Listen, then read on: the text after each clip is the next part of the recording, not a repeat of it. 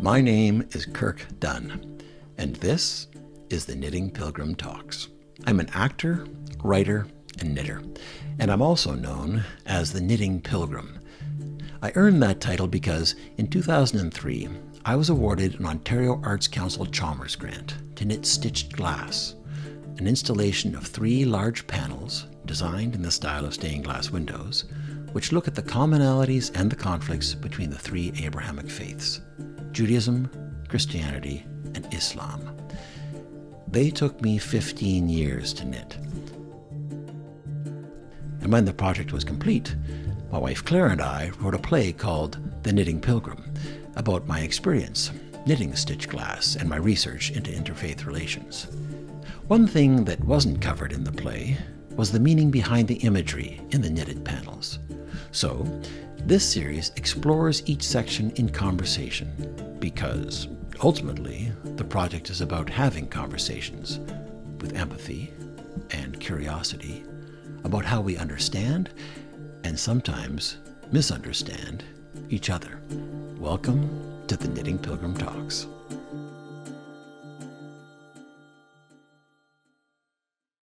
Today, we're looking at a section from the Christian tapestry, or panel.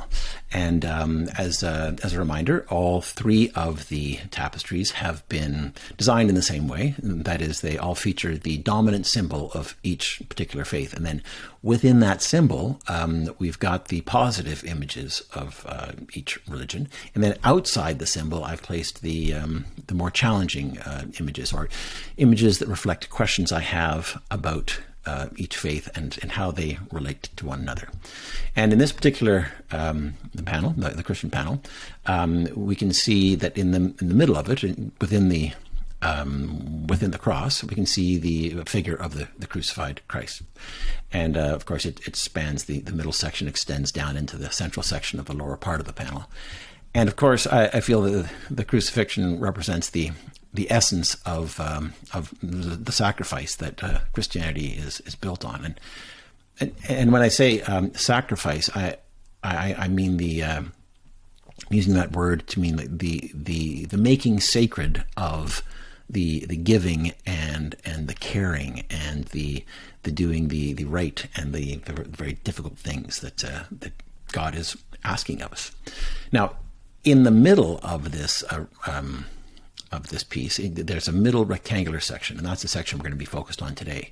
And you can see that it includes the head of the crucified Christ, and then behind the head of Christ are 2 overlapping circles, which look a bit like a halo, and they also evoke the empty tomb, or the tomb with the stone rolled away. And that is a reference to the resurrection, which is what this section is about. That's the promise of a life after death, which goes hand in hand with the sacrifice of service in this life, because those who are brave enough to serve others with love and compassion are often persecuted for it. And joining me in talking about this section today, I am very happy to welcome my father, the Reverend Dr. Zander Dunn. Reverend Dr. Dunn is a 3rd-generation Presbyterian minister. He was born in 1937 in what was then British Guiana, where his father was a mission worker for the Presbyterian Church in Canada. And after receiving his Bachelor of Divinity from Queen's and a Master's of Divinity from Knox College at U of T, he returned to Guyana, where he too was a mission worker for the Presbyterian Church from 1967 to 1970. And when he brought his young family, myself included, back to Canada, he spent the next 43 years ministering to congregations of Calvin Church in North Bay, Knox Church of Guelph, and St. Paul's Presbyterian Church of Amherst Island, Ontario. In 1990, Reverend Dunn received an honorary doctorate from Knox College in Toronto, and he is presently retired and living in Stratford, where he has been known to fill in as pulpit supply from time to time. Reverend Dunn, or Reverend Dr. Dunn, Dad, welcome to the Knitting Pilgrim Talks.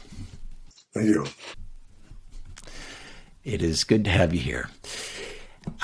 I wondered if we could start with just something about the resurrection, because I think those who aren't Christian may not really understand what it is. So maybe you can just tell us about what the resurrection is and what it entails. Well, the resurrection is all about life, and it really points to the living Christ. There are stories about the resurrection. All the Gospels have them, but they're so different that it's hard to say that there's one story about the resurrection. And in fact, that's one of the problems we face. We're trying to make one story out of the resurrection story, and there are many. It's all about life that cannot be killed by death. It's all about the life that God gives to us, and it is seen first to us in Jesus. And Jesus represents all of us who are alive in the new life that God provides for us. Now, there are many more things that I could say. There are people who would disagree with me, and many of them do, and they would say that the story in the Bible about the empty tomb is very important. I personally do not believe that is something to be taken literally. It represents life, not death. And the trouble with that story is that, first of all, I can't believe it. And I can't believe it because I believe that God works through the ordinary, natural things and laws of life. And these things represent what God has done in different ways for different people. Okay, and when you talk about that story, if we could just recap what that story is for people who may not be familiar with it, it is that Jesus was crucified, and then he died on the cross, and then he was placed into the tomb, and then on the third day, the tomb was found empty, and then the risen Christ was cited by seen by his disciples and his followers. That's basically the story that you're referring to. Yes, that's the story that I don't agree with. Yes, it's in the Bible. There's no doubt. Yeah. And when you say that you don't agree with it, you are saying that it's not important to you whether or not that actually happened or those events actually transpired. What is important to you? What is important to me is what those things represent. And what I'm saying is that they all represent life, that death cannot defeat the life that God has for all of us. And it is seen in the life of Jesus. I know that there are many people who believe the Bible literally, and they are welcome to do so. I'm not opposed to them or anything like that, but it doesn't help me. What helps me is to ask the question, what do these stories mean? What are they saying? And for me, they're saying probably the same thing that the people who take the Bible literally feel, and that is that Jesus is alive, and God is the God of life, and God gives life, and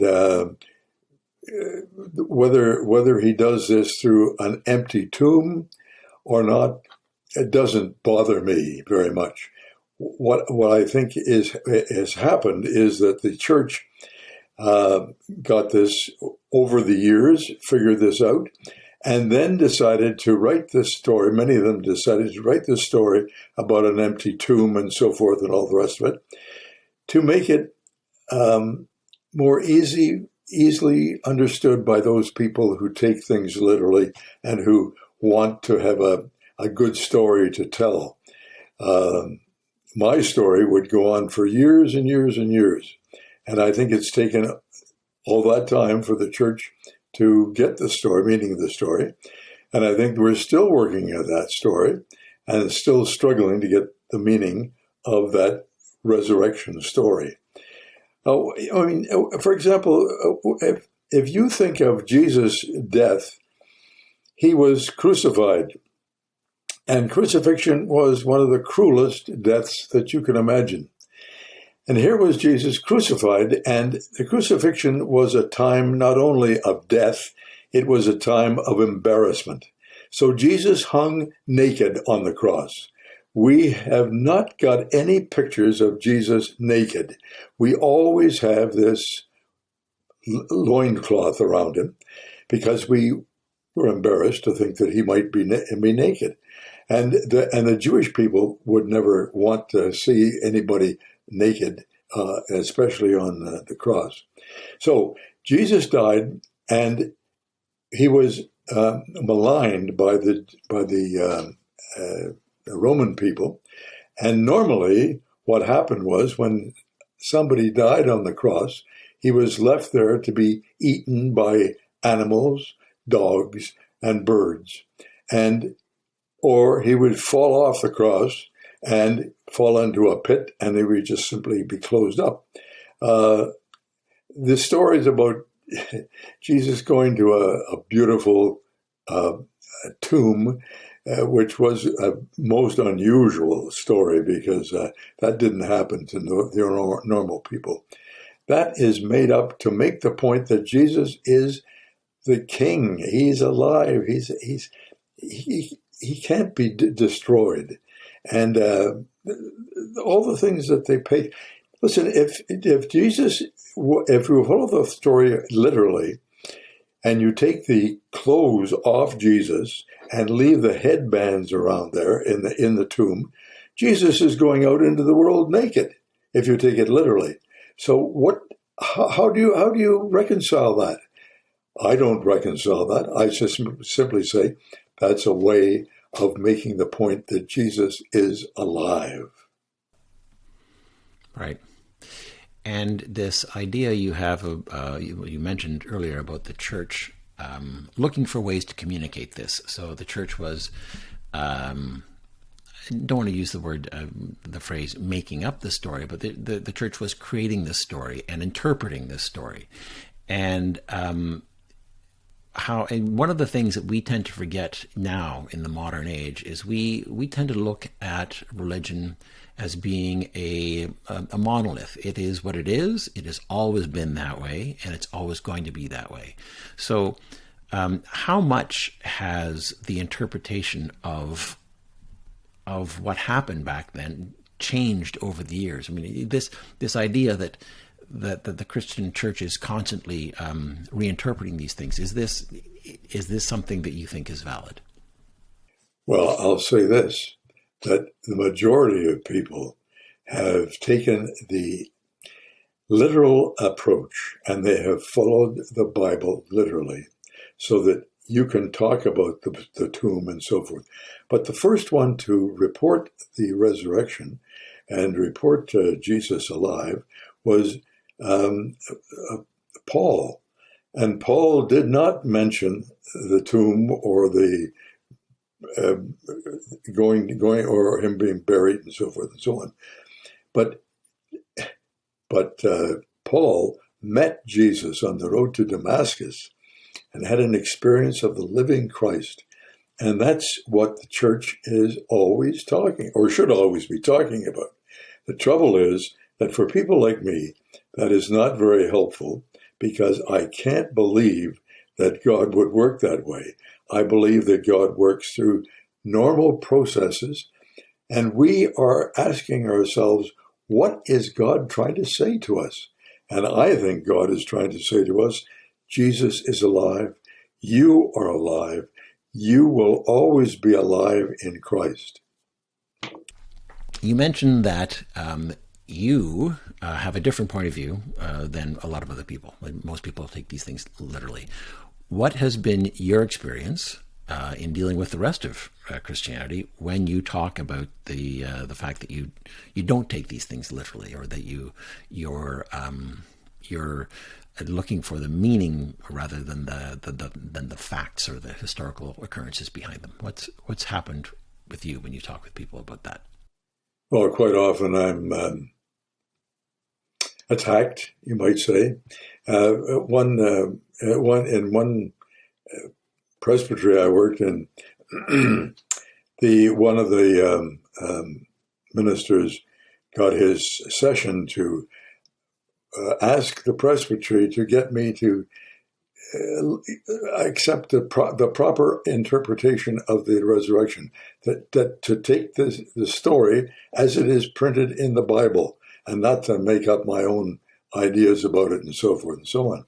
And in fact, there were 5 ministers in the presbytery who voted to have me sacked. And that's because we are so wedded to this particular view that we cannot imagine anything else being said. And we don't ask the question, what does it mean? If I were to approach these men and ask them what they mean by the story that's in the Bible that they take literally, they would probably ultimately agree with me that Jesus is alive, that Jesus gives life, that God gives us life to live. So why are we fighting all this way? There's room for all kinds of interpretations, and there always has been, and there always will be. And your interpretations, are they new, or has anybody else had them? Have they been spoken about before, or written down, or is there a record of other people having these questions or these points of view? Yes, I have not. No, this is not new with me. I don't have it. I don't have anything new to say, really. I do a lot of reading, and most of my thinking around this particular subject comes from our friend John Dominic Crossan. John Dominic Crossan is considered today to be one of the foremost Jesus scholars in the world. He has many foes because they don't agree with his views, and that's the fact of life.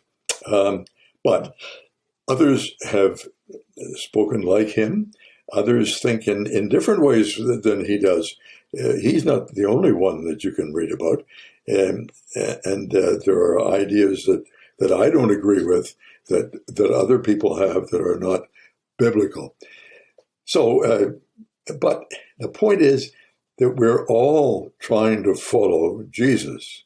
We're trying to be fair disciples of God. And we got to use our brains. And we've got to admit that something does not appeal to us or agree with us, or we cannot accept it. And that's what I've done in the past. I've simply said, listen, I don't have to believe that particular view.